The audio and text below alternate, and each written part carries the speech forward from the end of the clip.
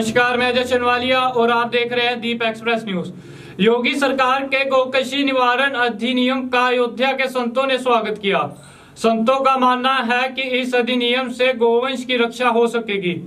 नाका हनुमान नगरी के महंत रामदास ने कहा कि मुख्यमंत्री योगी आदित्यनाथ पहले से ही गौवंश की रक्षा के लिए गंभीर है। उन्होंने जगह जगह प्रदेश में गौशाला खुलवा रखी है और उनका संरक्षण हो रहा है।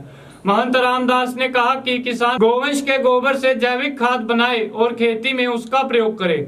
उन्होंने कहा कि जिस तरह प्रदेश में गौवंश की हत्या हो रही है, उससे हिंदू संस्कृति का पतन हो रहा है। भारत सरकार ने निवारण अधिनियम के तहत 10 साल की सजा व 5 लाख रुपए का जुर्माने का प्रावधान किया है। इस तरह का जो संविधान में हम सब पालन करेंगे, उसका करवाएंगे भी लोगों को। जो इस तरह का अपराध करता है, कोई भी हो, वो बख्शा न जाए और उसके खिलाफ तुरंत कार्रवाई हो, जिससे कि गौ हत्या पर पाबंदी लगे, गौ हत्या रुके और गौवंश बढ़े। और लोगों को भी चाहिए कि सजग हों और बैल से भी खेती करना प्रारंभ करें, जैविक खाद का प्रयोग करें, क्योंकि गौ का जो दूध है, उसका घृत है, मूत्र है, गोबर है, वो सब अमृत के समान है, औषधि के समान है।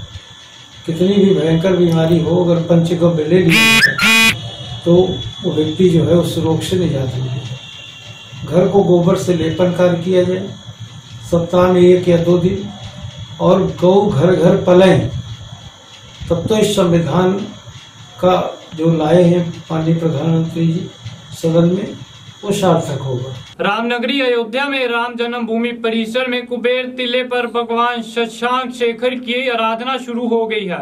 इस मौके पर महंत कमल नयन दास ने कहा कि बिना महादेव की आराधना के बिना फल की प्राप्ति नहीं होती। धर्माचार्य और संतों की माने तो बिना महादेव की पूजा के बिना फल की प्राप्ति नहीं होती। कुबेर टिले पर स्थित भगवान शशांक शेखर की आराधना शुरू हो गई है। यह अनुष्ठान अहम माना जा रहा है। आपको बता दें कि रामलला के भव्य मंदिर के लिए तैयारियां पहले से ही की जा रही हैं। टीला पर गए, भगवान शिव जी वहाँ दिखाई पड़े।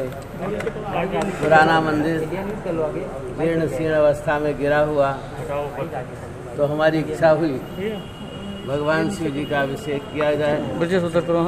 दिन निश्चित हुआ, तो आज अभिषेक के लिए सारी तैयारी भगवान शशांक शेखर का आज हम लोग अभिषेक करेंगे।